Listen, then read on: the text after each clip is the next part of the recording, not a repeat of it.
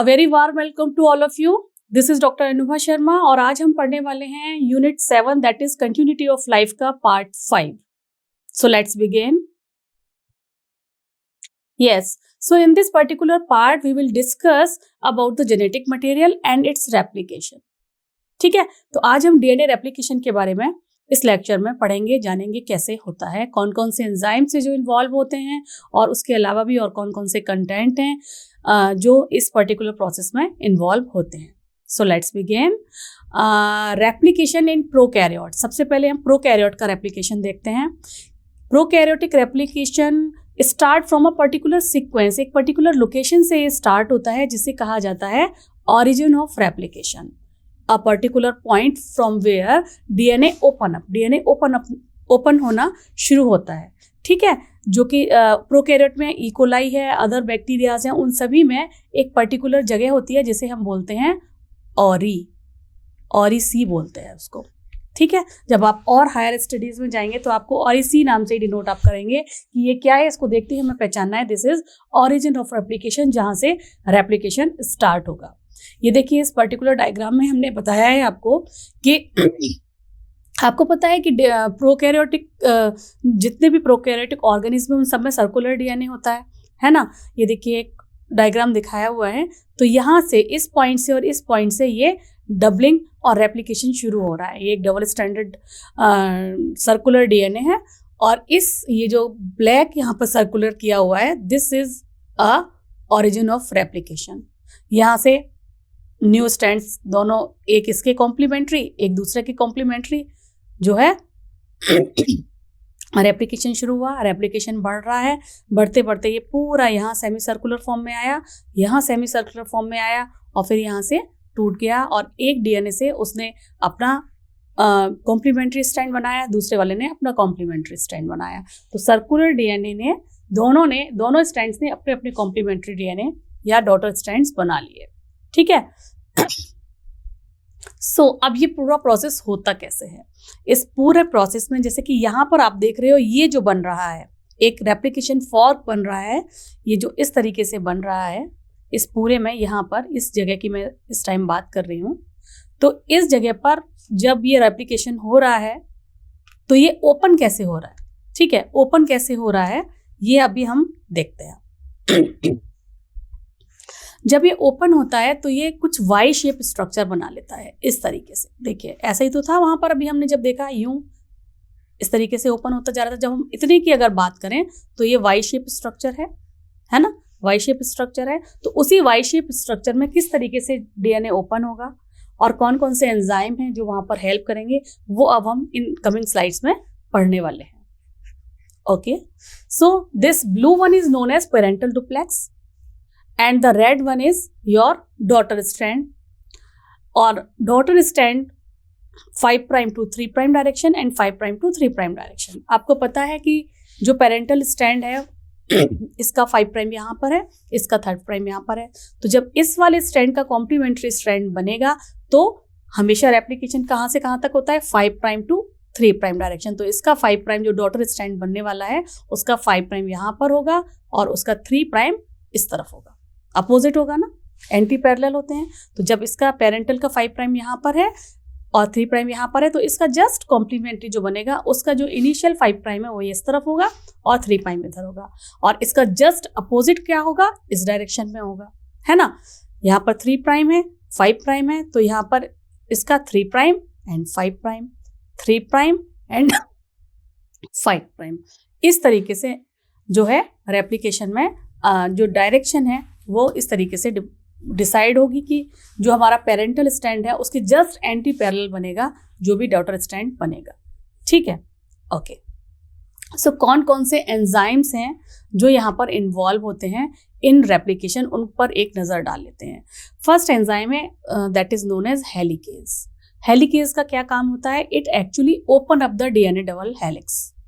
DNA का जो helix है इस तरीके से, ये जो डीएनए का हेलिक्स है, ये डीएनए है हमारा, इसके डीएनए के हेलिक्स को क्या करेगा? ओपन करेगा. ओपन अब यहाँ पर ऐसे है. ठीक है, तो इसको ओपन करने का जो काम करता है यहाँ पर बाइंड कर जाएगा और ओपन करने का जो काम करेगा वो उस एंजाइम का नाम है हेलिकेज। ठीक है, इस डायग्राम से आपको थोड़ा बहुत क्लियर हो गया होगा किस तरीके से हेलिकेज ओपन करेगा। या फिर हम इस प्रीवियस इस वाले में नहीं दिया है, चलिए आगे देखते हैं। So helicase mainly open up the DNA double helix resulting the formation of replication fork.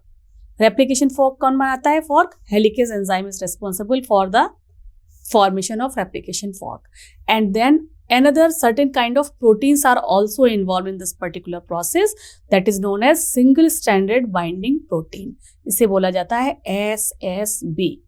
ठीक है, single stranded binding protein bind to the single stranded DNA near the replication fork to keep fork open.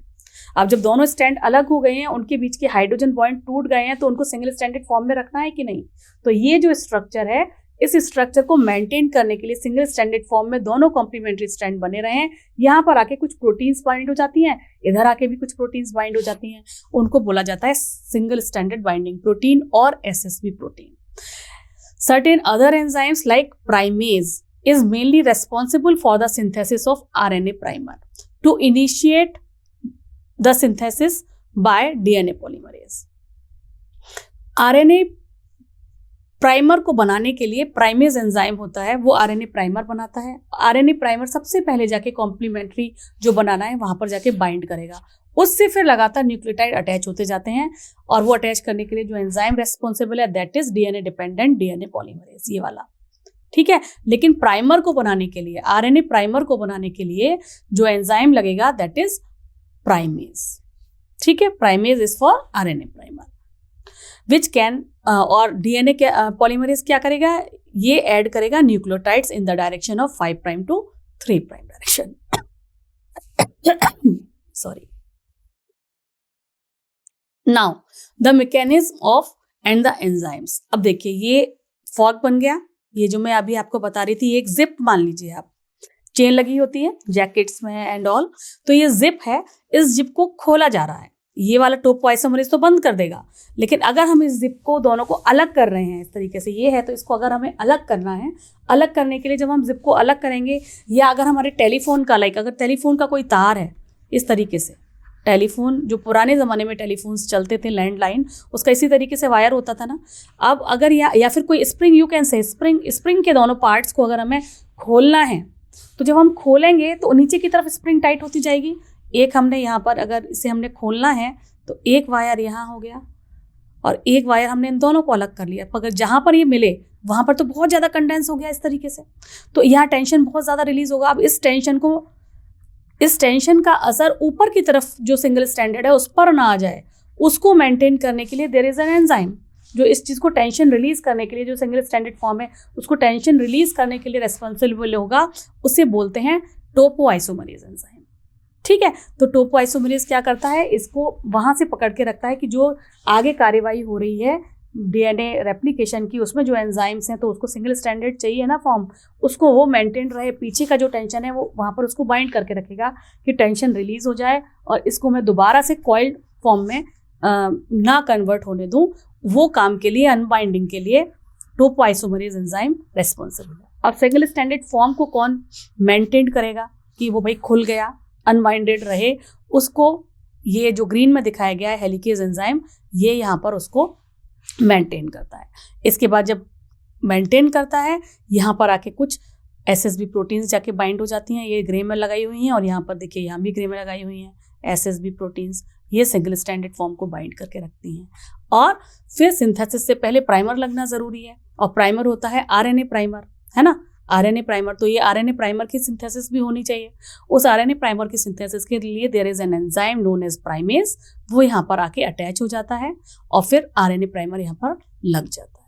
ठीक है, अब replication fork किस direction में बढ़ रही है? यहाँ से बढ़ रही है, नीचे की तरफ बढ़ रही है, बढ़ती जाएगी, खुलती जाएगी, खुलती जाएगी, खुलती जाएगी, तो इस डायरेक्शन में बढ़ रही है। ठीक है, तो जब अगर हम इस डायग्राम को देखेंगे तो इस डायरेक्शन में बढ़ रही है।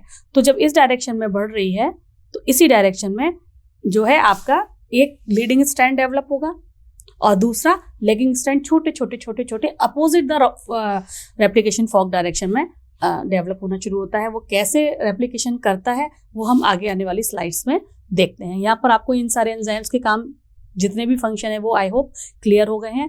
Function of topoisomerase, function of helicase, about the single stranded binding protein and primase, इन चारों का फंक्शन आपको क्लियर हो गया है। Okay, so one single stranded is synthesize continuously, एक जो है वो कंटिन्यूअस लगातार सिंथेसाइज होता रहेगा और उसको बोला जाएगा लीडिंग स्ट्रैंड्स। और किस डायरेक्शन में, जैसा कि मैंने आपको बताया, इन the direction of replication fork. जिस डायरेक्शन में रेप्लिकेशन फॉर्क बढ़ता जाएगा उसी डायरेक्शन में लीडिंग स्ट्रैंड अपनी सिंथेसिस करता जाएगा। और जबकि अपोजिट स्ट्रैंड में क्या होगा, जो दूसरा अपोजिट स्ट्रैंड है वहां पर छोटे छोटे स्ट्रैंड बनेंगे और जिन्हें बोला जाएगा लैगिंग स्ट्रैंड्स या ओकाजाकी फ्रेगमेंट्स। ठीक है, ये शॉर्ट स्ट्रेच ऑफ डीएनए होते हैं और इनकी डायरेक्शन क्या होती है, इनकी डायरेक्शन होती है just away from the replication fork. ये रेप्लिकेशन फॉर्क के जस्ट अपोजिट दूर होते जाते हैं। ठीक है, तो ये दोनों पॉइंट्स आपको याद रखने हैं। And this strand is also known as lagging strands. Once replication is complete, the RNA primer are replaced by DNA nucleotides। जैसे ही replication complete हो जाता है, RNA primer तो initiate करने के लिए आया था, है ना, उसने इनिशिएट किया और फिर जब उसका काम खत्म हो गया तो उसको हटना होगा, उसको हटा दिया जाता है और उसकी जगह पर जो डीएनए न्यूक्लियोटाइड्स हैं वो वहां पर लग जाते हैं। पर इस काम को करता कौन है, इस काम को करने के लिए भी एक एंजाइम चाहिए और उस एंजाइम का नाम होता है डीएनए लाइगेज। ठीक है, ये आपको याद रखना है। जो डीएनए लाइगेज है ये एक्चुअली फॉस्फोडाइएस्टर बॉन्ड क्रिएट करता है between the 3 prime OH and 5 prime phosphate group of the another strand. देखिए ये कैसे करता है, ये डबल स्ट्रैंडेड डीएनए आपको दिखाया हुआ है। अगर इसका इतना पार्ट हम लोग देखें तो हम देखेंगे एक ये 5 प्राइम एंड है और ये 3 प्राइम एंड है। आपको हमेशा याद रखना चाहिए कि 3 प्राइम एंड का OH हमेशा फ्री रहता है और इस पर प्रोबेबिलिटी रहती है नेक्स्ट न्यूक्लियोटाइड के लगने की, क्योंकि यहाँ पर बॉन्डिंग ये बना लेगा। जबकि 5 प्राइम एंड पर कोई भी OH नहीं है, बॉन्डिंग के लिए जगह ही नहीं है, तो यहाँ पर नहीं बन पाएगा। इसीलिए जो रेप्लिकेशन वो होता है हमेशा 5 प्राइम टू 3 प्राइम डायरेक्शन में होता है, क्योंकि 3 प्राइम पर हमेशा एक OH फ्री रहता है अगले के साथ बाइंड करने के लिए। ठीक है, ये दिस इज द रीजन, जब ये फ्री रहता है तो अगले के साथ बाइंडिंग हो पाएगी। 5 प्राइम एंड पर कुछ भी फ्री नहीं है। देखिए यहाँ पर फॉस्फोरस ग्रुप ऑलवेज लगा हुआ है, यहाँ पर OH ग्रुप फ्री है, इसका हाइड्रोजन हटेगा और ये अगले फॉस्फोरस ग्रुप के साथ बाइंडिंग करके फॉस्फोडाइएस्टर बॉन्ड बना देगा। तो आपको पता है बहुत अच्छे से कि न्यूक्लियोटाइड क्या होता है। Nucleotide contain a base, in this we can say thymine, red in colour, a sugar, deoxyribose sugar and a phosphate group. इस पूरे को मिला के न्यूक्लियोटाइड कहते हैं। तो ये रहा एक न्यूक्लियोटाइड, ये रहा दूसरा न्यूक्लियोटाइड, ये रहा तीसरा न्यूक्लियोटाइड। अब इसमें अगर आप देखें तो इस पूरे न्यूक्लियोटाइड में cytosine, sugar and phosphorus group, ठीक है, ये न्यूक्लियोटाइड है और यहाँ पर साइटोसिन है तो ये ग्वानिन के साथ बाइंडिंग कर रहा है और इन दोनों के बीच में ट्रिपल हाइड्रोजन बॉन्ड होते हैं जैसा कि शो किया हुआ है। ये आपको पहले भी पता है, जेनेटिक्स में जब हम शुरू में पढ़ाते हैं न्यूक्लियोटाइड क्या होते हैं, न्यूक्लियोसाइड क्या होते हैं, तब हमने ये देखा था कि एडिनोन एंड थाइमिन के बीच में डबल बॉन्ड, 4 फ्रूल जल आपने देखा था, एंड साइटोसिन एंड ग्वानिसिन के बीच में ट्रिपल हाइड्रोजन बॉन्ड प्रेजेंट होते हैं। ठीक है, तो ये इस तरीके से इस तरफ बढ़ रहा है और इसका जो अपोजिट स्ट्रैंड है, यानी कि ये डबल स्ट्रैंडेड है ना, ये रहा फर्स्ट स्ट्रैंड, ये रहा दूसरा स्ट्रैंड, तो जो अपोजिट स्ट्रैंड है उसकी ग्रोथ किस डायरेक्शन में होगी। यहाँ पर देखिए, यहाँ पर कोई बॉन्ड नहीं है, फॉस्फोरस ग्रुप है, इसका मतलब क्या हुआ, ये इसका 5 प्राइम एंड हो गया और यहाँ पर OH फ्री है, इसका मतलब ये क्या हुआ, ये इसका 3 प्राइम एंड। ठीक है, तो फ्री 3 प्राइम बॉन्ड पे, यानी कि इसकी ग्रोथ इस डायरेक्शन में होगी क्योंकि यहाँ पर बॉन्डिंग हो पाएगी और इस वाले की ग्रोथ इस डायरेक्शन में होगी। तो इस तरीके से ये अपोजिट डायरेक्शन में बढ़ते रहते हैं। तो एक तो जिसकी तरफ OH होता है वो लीडिंग स्ट्रैंड होता है और जो दूसरा होता है जो फॉर्क की तरफ बढ़ता रहता है, जो दूसरा है वहाँ छोटे छोटे स्ट्रैंड्स बनते हैं क्योंकि ऑलवेज हर बार उसको फ्री OH तो मिल नहीं पाएगा, तो वहाँ पर उसको दोबारा से RNA प्राइमर लगाना होता है अपनी आगे की छोटे फ्रेगमेंट को बनाने के लिए। चलिए, सो अब 1 बाय 1 हम सारे स्टेप्स क्लियर करते जाते हैं कि फर्स्ट स्टेप में क्या होगा। फर्स्ट स्टेप में unbinding of DNA occur with the help of helicase enzyme। ठीक है, with the help of helicase enzyme unwinding occur and unwind part of DNA helix stabilized by single stranded binding protein। ये DNA helicase ने unwinding की और इसको stabilise किया जा रहा है with the help of single stranded binding protein which prevent DNA molecule from closing। क्या, this is very very important. अगर सिंगल स्ट्रैंडेड बाइंडिंग प्रोटीन यहाँ पर आके ये बाइंड नहीं करेगी ग्रीन कलर में जो दिखाया हुआ है, तो दोबारा से उसकी कॉइलिंग हो जाएगी। It is just look like a wire, जो हमारा टेलीफोन का वायर होता है, ठीक है, या स्प्रिंग है, वो दोबारा अगर हम उसको ऐसे अगर हम पकड़ के नहीं रखेंगे, दोबारा छोड़ देंगे तो वो दोबारा कॉइलिंग कर लेगी। तो it actually prevent DNA molecule from closing. Second enzyme is your gyrase enzyme. This particular enzyme prevent tangling upstream from the replication fork. ये जो गायरेज है या टोपोआइसोमरेज 1 है, ये टेंगलिंग, वही कॉइलिंग, उसको ऊपर की तरफ यानी कि रेप्लिकेशन फॉर्क की तरफ, ये अगर ये इस तरीके से कॉइलिंग है, अगर ये पकड़ के नहीं रखेगा तो यहाँ पर भी दोबारा कॉइलिंग होती चली जाएगी और ये बंद हो जाएगा, है ना। तो वो नीचे से पकड़ के रखता है कि ये कॉइलिंग जो है, टेंगलिंग नहीं होनी चाहिए, उसका टेंशन रिलीज करने का काम करता है। जितने में भी रेप्लिकेशन का काम चल रहा है, जितने भी एंजाइम वहाँ पर आके काम कर रहे हैं रेप्लिकेशन के लिए, सिंगल स्टैंडर्ड बाइंडिंग प्रोटीन उसको सिंगल स्टैंडर्ड फॉर्म में कन्वर्ट कर रही है, हेलिकेज एंजाइम अनवाइंड कर रहा है, प्राइमेज एंजाइम आ रहा है प्राइमर लगाने के लिए, प्राइमर लग जाएगा, उसके बाद पॉलीमर डीएनए पॉलीमरेज 3 आएगा न्यूक्लियोटाइड्स को ऐड करने के लिए, है ना। सो this is about the first step. What about the second step? Second step में क्या होगा? सेकंड स्टेप में जो आरएनए प्राइमेज एंजाइम है, ये क्या करेगा? ऐड करेगा छोटा section of RNA as a RNA primer to the third prime end of the template DNA. Template DNA के, ये टेम्पलेट डीएनए है इन ब्लैक इन कलर, ठीक है, दिस इज टेम्पलेट डीएनए। इस पर जाके ये एक आरएनए प्राइमर को जाके अटैच करेगा, ठीक है। Why this is important? क्योंकि डीएनए पॉलीमरेज 3 एंजाइम जो है, this mainly enzyme is mainly responsible for what? DNA polymerase 3 is main replicating enzyme को कहा जाता है कि ये जो एंजाइम है can only add nucleotide to the existing strand of DNA। ये जो अगर यहाँ पर इसने बाइंड कर दिया तो थोड़ा स्ट्रैंड आ गया, अब ये इसके साथ आकर नए न्यूक्लियोटाइड्स को ऐड करता जाएगा। डायरेक्टली नहीं कर सकता, एक छोटा सा फ्रेगमेंट तो उसे चाहिए ही है, इसलिए वो छोटा फ्रेगमेंट जो है आरएनए प्राइमेज एंजाइम एक प्राइमर लगाकर छोटा आरएनए स्ट्रैंड वहां लगाता है। जब यहाँ पर लग जाता है उसके बाद डीएनए पॉलीमरेज एंजाइम आ जाता है और न्यूक्लियोटाइड उस एग्जिस्टिंग स्ट्रैंड के साथ गाना शुरू कर देता है। And what about the third step? Third step में build daughter DNA strand and add new complementary bases. Daughter strand बनता है और उसमें न्यू डॉटर कॉम्प्लीमेंट्री बेसिस लगने शुरू हो जाते हैं with the help of which enzyme? With the help of DNA polymerase 1 enzyme. ये देखिए यहाँ पर क्या है, हेलिकेज लगा, ये सिंगल स्टैंडर्ड बाइंडिंग प्रोटीन है और इस डायरेक्शन में आपको दिखाया गया है कि रेप्लिकेशन फॉर्क ग्रो कर रही है। अब क्या होगा इसके बाद? ये है हमारे स्ट्रैंड का 3rd प्राइम एंड, तो दूसरे वाले का ये है 5 प्राइम एंड, ये 3rd प्राइम है तो इसका 5 प्राइम एंड इधर होगा, इसका 3rd प्राइम एंड इस तरफ होगा। अब ये डीएनए पॉलीमरेज एंजाइम आकर लग गया, उसने सिंगल स्टैंडर्ड प्रोटीन ने क्या करके रखा है, यहाँ पर सिंगल स्टैंडर्ड फॉर्म में उसे मेंटेन करके रखा है। डीएनए पॉलीमरेज एंजाइम आया और इसने 5 प्राइम एंड से 3rd प्राइम एंड, आपको हमेशा पता है 5 prime end to 3rd prime end replication proceed होगा और प्रोसीड होने के बाद इस तरीके से लगातार 3rd प्राइम एंड पर, आपको अभी मैंने लास्ट स्लाइड में दिखाया था, OH फ्री रहता है तो वो अगले न्यूक्लियोटाइड के साथ बॉन्डिंग फॉस्फोडाइएस्टर बॉन्ड बना सकता है। इसलिए इस डायरेक्शन में देखिए लगातार लीडिंग स्टैंड बनता जाएगा, जबकि इस डायरेक्शन में दूसरे स्टैंड में क्या होगा, इस डायरेक्शन में होगा क्या, ये इसका 5 प्राइम है तो इस तरफ यहाँ पर इसका क्या होगा 3rd प्राइम और यहाँ 5 प्राइम, राइट। देखिए 3rd प्राइम लिखा हुआ है, यहाँ 5 प्राइम, लेकिन क्या डायरेक्शन ऑफ रेप्लिकेशन ये होगा? नो, डायरेक्शन ऑफ रेप्लिकेशन ये नहीं होगा, इसमें direction of replication just opposite होगा, 5 प्राइम टू 3 प्राइम। हमने बताया ना 5 prime to 3 prime towards 3 prime, तो यहाँ पर भी उल्टा होगा 5 प्राइम टू 3 प्राइम, इसका डायरेक्शन ये होगा और इसका डायरेक्शन ये होगा, तभी एंटी पैरेलल होंगे। तो जो ओकाज़ाकी फ्रेगमेंट्स हैं, छोटे छोटे फ्रेगमेंट्स हैं, उनका डायरेक्शन लीडिंग स्टैंड के जस्ट अपोजिट होगा and 5 prime to 3 prime direction में होगा। आई होप ये कॉन्सेप्ट आपको क्लियर हो रहा है। And these are known as Okazaki fragments. और यहाँ पर ये जो बीच बीच में गैप है, उस गैप को फिल करने के लिए there is another enzyme known as ligase. वो लाइगेज आएगा, आरएनए प्राइमर को हटाएगा और फिर वहां पर सीलिंग कर देगा, फॉस्फोडाइएस्टर बॉन्ड जोड़ देगा, जैसे हम नेक्स्ट स्लाइड में और अच्छे से समझ लेते हैं। आई होप इतना आपको क्लियर हो गया होगा।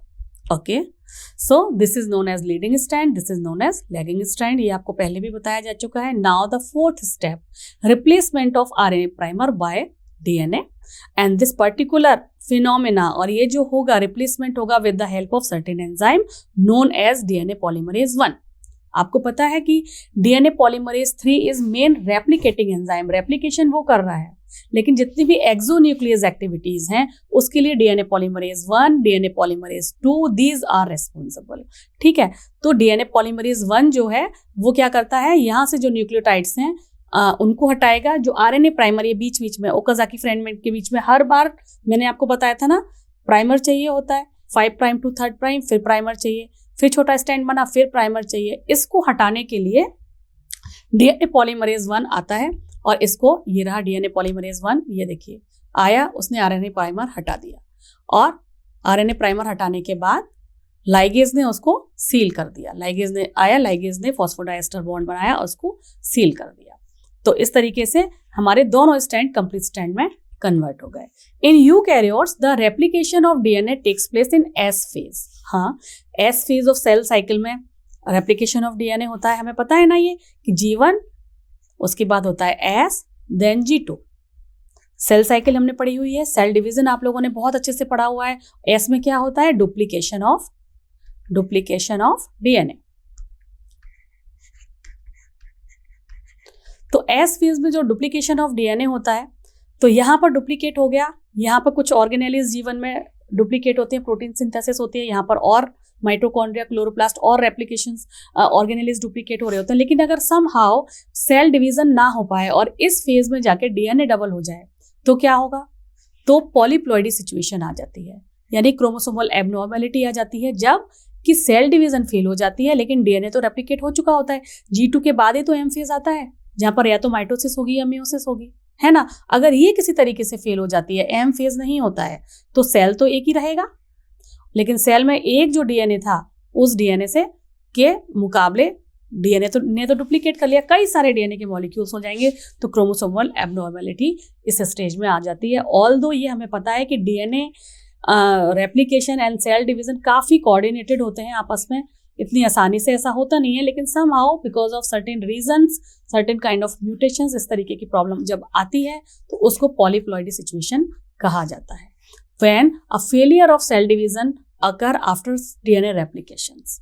ठीक है, सो इसे कहा जाता है, there are certain enzyme, this is a list of enzyme जो इन्वॉल्व होते हैं डीएनए रेप्लिकेशन में। DNA polymerase 1, polymerase 2, polymerase 3। देखिए डीएनए पॉलीमरेज 3 जो है, it is the main enzyme that add nucleotide in 5 prime to 3 prime direction. ठीक है, तो ये जो मेन है ये रेप्लिकेशन के लिए रेस्पॉन्सिबल है। रेप्लिकेशन क्या करता है, ये ऐड करता है न्यूक्लियोटाइड को 5 prime to 3 prime direction. While DNA polymerase 1 and DNA polymerase 2 ये दोनों एक्सोन्यूक्लियस एक्टिविटी में है। Mainly DNA polymerase 1 exonuclease activity में है, जो क्या करता है, रिमूव आरएनए प्राइमर रिमूव करता है एंड रिप्लेस करता है with the newly synthesised DNA. वो जब हट जाएगा तो न्यूली सिंथेसाइज्ड डीएनए वहां जाके लग जाता है। DNA polymerase 2, what is the function of DNA polymerase 2? It mainly responsible for the repair function. अगर गलती से कोई मिसमैच न्यूक्लियोटाइड वहां जाकर लग रहा है, लाइक एडेनिन जो है थाइमिन के साथ बाइंड ना करे या ग्वानिन साइटोसिन के साथ बाइंड ना करे, एडेनिन साइटोसिन के साथ कर ले और ग्वानिन थाइमिन के साथ कर ले, इस तरीके की कोई मिसमैचिंग हो जाती है तो उसको हटाने के लिए रिपेयरिंग मैकेनिज्म होती है, और रिपेयरिंग मैकेनिज्म में इसको हटाकर फिर से यहाँ पर टी आ जाता है और यहाँ पर सी आ जाता है in the presence of certain enzyme, जिसे बोला जाता है डीएनए पॉलीमरेज 2। रिपेयर फंक्शन होता है। ठीक है, ओके। हेलिकेज एंजाइम आपको पता है इसका क्या काम है। हेलिकेज एंजाइम अभी मैंने आपको बताया था। हेलिकेज एंजाइम ओपन करता है डीएनए हेलिक्स को। ठीक है, उसको ओपन करने का काम करता है, जो हाइड्रोजन बॉन्ड होते हैं उनको तोड़ता है, नाइट्रोजन बेसिस को, और ये उसका काम होता है। Ligase it seal the gap between Okazaki fragment. इस तरीके से बन रहे थे ना ओकाजाकी फ्रैगमेंट, और यहाँ पर आरएनए प्राइमर था। इसको जब हटाया तो इनके जो एंड से इनको सील करने के लिए, फॉस्फोडाइएस्टर बॉन्ड बनाने के लिए, यहाँ पर बनेंगे ना फॉस्फोडाइएस्टर बॉन्ड, इसके लिए जो एंजाइम लगेगा that is ligase. This is very very important, ये आपको याद होना चाहिए। Another one is primase. Synthesis of RNA primer occur with the help of primase enzyme, जिससे कि प्राइमेज एंजाइम नहीं होगा, प्राइमर नहीं बनेगा तो सिंथेसिस ही नहीं होगी, क्योंकि डीएनए पॉलीमरेज को पहले से लगे हुए न्यूक्लियोटाइड्स चाहिए और वो प्राइमेज एंजाइम की हेल्प से ही आरएनए प्राइमर वहां पर लगा पाएगा। Sliding clamp, it actually hold the DNA polymerase in its place where nucleotide are being added। जहां पर भी उसको सीधा पकड़ के रखेगा, जहां न्यूक्लियोटाइड ऐड होने हैं वहां पर उसको सीधा पकड़ के रखता है, होल्ड करके रखता है। Help to hold DNA polymerase, जहां पर न्यूक्लियोटाइड्स ऐड होने होते हैं। एंड अनदर एंजाइम टोपोआइसोमरेज और गायरेज भी इसको कहते हैं। तो ये क्या करता है, ये टेंशन रिलीज करता है, हेल्प टू रिलीज और relieve the stress on DNA when unbinding by causing breaks and then resealing the DNA. Single stranded binding protein bind to single stranded DNA to avoid DNA rewind back, ये भी आपको पता है। So there is a list of enzyme, इसमें हर enzyme का अपना एक particular function है, वो आपको जरूर याद होना चाहिए, कहाँ कौन सा लगता है, वो मैंने आपको डायग्रामेटिकली बहुत अच्छे से समझा दिया है। आई होप आपको सारे कंसेप्ट क्लियर होते जा रहे हैं जैसे जैसे मैं स्लाइड आगे बढ़ा रही हूँ। Okay, DNA replication in eukaryotes. तो अभी तक जो हमने बात की that is about the prokaryotes, ठीक है। बैक्टीरियाज के केस में क्या हो रहा था वो हमने देखा। यूकैरियोट्स में मल्टीपल लोकेशन पर ओरिजिन ऑफ रेप्लिकेशन होता है, एक जगह नहीं कई जगहों पर रेप्लिकेशन एक साथ हो रहा होता है। हालांकि इसकी जो मैकेनिज्म है that is quite similar to the prokaryotes. The ends of the chromosome pose a problem as polymerase are unable to extend them without primer, ठीक है।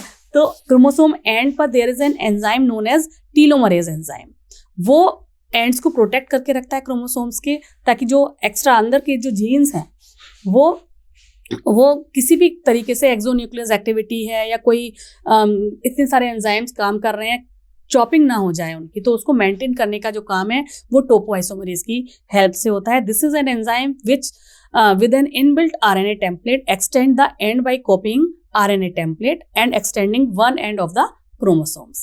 DNA polymerase can then extend to the DNA using a primer. In this way, the ends of chromosome are protected. इस तरीके से, otherwise अगर ये ends protect नहीं करेंगे तो क्रोमोसोम का जो साइज है वो धीरे धीरे हर रेप्लिकेशन के बाद छोटा भी हो सकता है। तो उसको मेंटेन करने के लिए तो टीलोमरेजेस अपने टीलोमर्स को एंड्स को मेंटेन करने के लिए जो एंजाइम है टीलोमरेज वो बहुत काम आता है। और ये मेनली रेस्पॉन्सिबल होते हैं, टीलोमर्स हमारी एजिंग से भी रिलेटेड होते हैं। जितने लोगों में जितनी फास्ट एजिंग होती है उनके टीलोमर्स कम होते जाते हैं। कैंसरस सेल्स में भी इसका कुछ एग्जाम्पल्स हैं जो हम आगे जब वही वाला चैप्टर पढ़ेंगे डिफरेंट काइंड ऑफ डिजीजेस वाला और ये क्रोमोसोम्स वाला, तो उस टाइम में मैं आपको इसको डिटेल में डिस्कस करूंगी।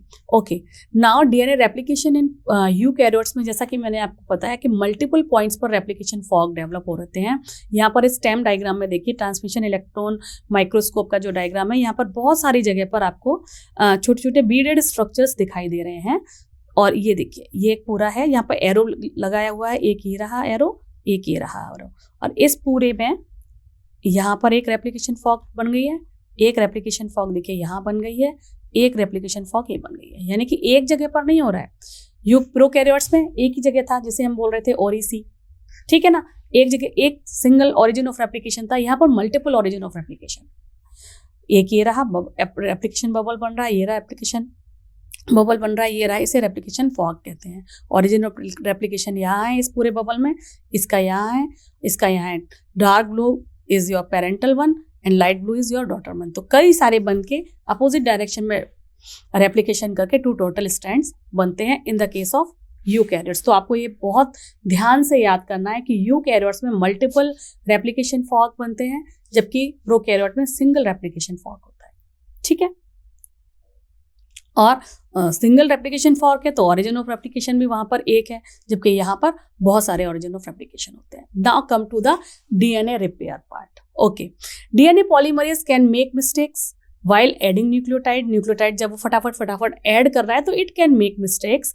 तो कभी कभी गलत मिसमैच न्यूक्लियोटाइड भी जाकर वहां पर लग जाते हैं, तो उस केस में डीएनए की प्रूफ रीडिंग की जाती है। यानी कि 5 प्राइम टू 3 प्राइम तो सिंथेसिस हो रही है, और जो प्रूफ रीडिंग होगी तो वो अपोजिट डायरेक्शन में चलती है, 3 प्राइम टू 5 प्राइम भी चलती है एंड 5 प्राइम टू 3 प्राइम भी चलती है, दोनों डायरेक्शंस में होती है प्रूफ रीडिंग, ये देखने के लिए कि क्या कोई गलती से मिसमैचिंग न्यूक्लियोटाइड तो नहीं लग गया है। और प्रूफ रीडिंग के लिए देयर आर सर्टेन एंजाइम्स, मैंने आपको बताया RNA polymerase 1 DNA polymerase 1 and 2, ये दोनों रेस्पॉन्सिबल होते हैं for proof reading. Incorrect base are removed, जो इनकरेक्ट बेस होता है वो रिमूव किया जाता है and replace by the correct one. The most mistakes are corrected during replication, उसी टाइम पर ठीक हो जाती है। Although when this does not happen the mismatch repair mechanism is employed. Mismatch repair enzyme recognize the wrongly incorporated base and excise it from the DNA, replacing it with the correct nucleotide. Okay. In nucleotide excision repair, the incorrect base is removed along with the few bases on the 3' end and 5' end, and these are replaced by copying the template with the help of DNA polymerase. The end of newly synthesized fragment are attached to the rest of the DNA using DNA ligase, जो क्या बनाता है, phosphodiester bond बनाता है। Most mistakes are corrected, ज्यादातर corrected हो जाती हैं, लेकिन अगर नहीं होती हैं तो उस केस में क्या होता है, म्यूटेशन हो जाता है, which then convert into a permanent change in a DNA sequence. अब जब एक म्यूटेशन हो जाता है तो म्यूटेशन का इफेक्ट भी, क्योंकि वो म्यूटेशन हो गया तो सेम उस तरीके का सेम आरएनए नहीं बनेगा, आरएनए नहीं बनेगा। डीएनए से क्या होना है, अल्टीमेटली ट्रांसक्रिप्शन होना है, देन ट्रांसलेशन होना है, ये तो सेंट्रल डॉगमा होता है ना। नहीं बनेगा तो परमानेंट चेंज आ जाएगा उस पर्टिकुलर कैरेक्टर में। तो म्यूटेशन कई तरीके के होते हैं, डिलीशन भी हो सकता है, न्यूक्लियोटाइड डिलीट हो गया, या कोई रॉन्ग इंसर्ट हो गया, या ट्रांसलोकेट हो गया। तो इस तरीके से म्यूटेशन होते रहते हैं, और म्यूटेशन परमानेंट चेंजेस होते हैं अगर एक्सोन्यूक्लियस एक्टिविटी या प्रूफ रीडिंग प्रॉपरली नहीं हो पा रही है तो। Okay, now what is the difference between DNA prokaryotic replication and eukaryotic replication? आप इस पूरी टेबल में देखेंगे ज़्यादातर चीज़ें बिल्कुल सेम हैं, लेकिन कुछ कुछ चीज़ें हैं जो अलग हैं, वो मैं आपको हाईलाइट करते जाती हूँ। जैसे कि सिंथेसिस ऑफ डीएनए का अगर आप पार्ट देखें तो लीडिंग स्ट्रैंड की जो सिंथेसिस है और लैगिंग स्ट्रैंड की जो सिंथेसिस है, इन दोनों स्ट्रैंड में एक ही डीएनए पॉलीमरेज 3 काम कर रहा है in the case of prokaryotes. DNA polymerase 3 is responsible for the replication of synthesis of leading strand and lagging strand, while in the case of eukaryotes there are certain 2 different enzymes, lambda and alpha. ये दोनों responsible होते हैं for leading strand and lagging strand की synthesis के लिए। तो leading strand के लिए ये वाला होगा, ऊपर वाला, और DNA polymerase alpha is responsible for the synthesis of lagging strands। ठीक है। रिमूवल ऑफ RNA प्राइमर, मैंने आपको बताया था कि DNA polymerase 1 एक्सोन्यूक्लियस एक्टिविटी करता है। एक्सोन्यूक्लियस यानी कि RNA प्राइमर को हटाना या कोई भी रॉन्गली मैच्ड है उसको भी हटाना, उसके लिए भी यही रेस्पॉन्सिबल होता है। 5' टू 3' एक्सोन्यूक्लियस एक्टिविटी होती है। Replacement of RNA with DNA polymerase 1, RNA को हटाना, डीएनए को लगाना। Joining of Okazaki segment, DNA ligase यहाँ पर भी है, डीएनए लाइगेज यहाँ पर भी है। Removal of positive super coiling, जो पॉजिटिव सुपर कॉइलिंग थी ना टेलीफोन वाले वायर का, मैंने आपको बताया था कि उसको हटाना और टेंशन को फ्री करना यहाँ पर, उसके लिए डीएनए पॉलीमरेज, जिसे डीएनए गायरेज भी कहते हैं फॉर प्रोकैरियोटिक सेल, या डीएनए टोपोआइसोमरेज 2 कहा जाता है। यहाँ पर केवल डीएनए टोपोआइसोमरेज 2 कहा जाता है। बाकी सारा कुछ इसमें बिल्कुल सेम है। जब ये हम कह सकते हैं कि ओरिजिन ऑफ रेप्लिकेशन को डीएनए ए प्रोटीन होती है in the case of prokaryotic cell, जबकि यहाँ यूकैरियोट में दिस इज स्टिल अननोन। ठीक है। तो आपको मेन जो बात यहाँ पर याद रखनी है वो ये रखनी है कि एंजाइम्स जो हैं वो डिफर करते हैं प्रोकैरियोट और यूकैरियोट में, ये आपको यहाँ याद रखना है। और रिमूवल ऑफ आरएनए जो है वो डीएनए पॉलीमरेज 1 काम करता है प्रोकैरियोट के केस में, जबकि अभी ये यूकैरियोट के केस में अननोन पोजीशन में है। Okay, so this is all about the replication part. I hope आपको ये सारा क्लियर हो गया होगा। Still you have any query, कोई डाउट है तो आप कमेंट सेक्शन में बताइए। We will discuss it later on. Next slide में वी विल डिस्कस, जो नेक्स्ट लेक्चर है उसमें हम ट्रांसक्रिप्शन डिस्कस करेंगे, जिसमें डीएनए से एमआरएनए कैसे बनेगा, वो सारा का सारा मैकेनिज्म, कौन कौन से एंजाइम्स हैं, वो सारा डिस्कस किया जाएगा। तब तक के लिए आप खुश रहिए, खूब पढ़िए, ताकि आपका एग्जाम अच्छे से क्वालिफाई हो पाए।